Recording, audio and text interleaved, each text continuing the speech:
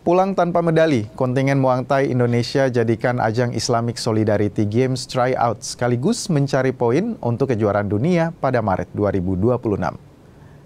Indonesia menurunkan 3 atlet Muay Thai di ajang Islamic Solidarity Games 2025 Riyadh.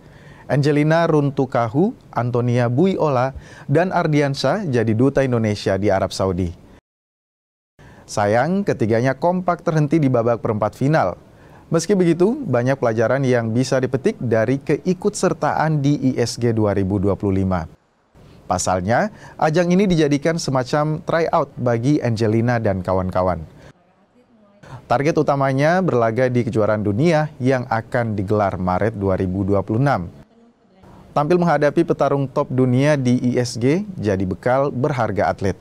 Apalagi, ajang ini juga menyediakan poin peringkat yang akan berguna untuk lolos ke kejuaraan dunia. Dari ISG, beberapa aspek jadi evaluasi tim, mulai dari persiapan, adaptasi cuaca, hingga strategi pertandingan. Perbaikan perlu dilakukan untuk tampil kompetitif di kejuaraan dunia. Kita bersyukur walaupun kita persiapan 2 minggu, tapi kita sudah masuk seperempat final.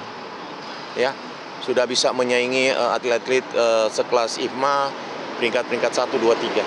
Kalau kita membiasakan diri ikut ke kegiatan-kegiatan internasional, kejuaraan dunia, ya kan, kepercayaan mereka dalam pertandingan lebih tinggi lagi. Kayaknya power, lebih baru ini rasa yang juara dunia, powernya kerasa banget gitu. Jadi kayaknya aku persiapan nge-gym biar lebih berpower lagi.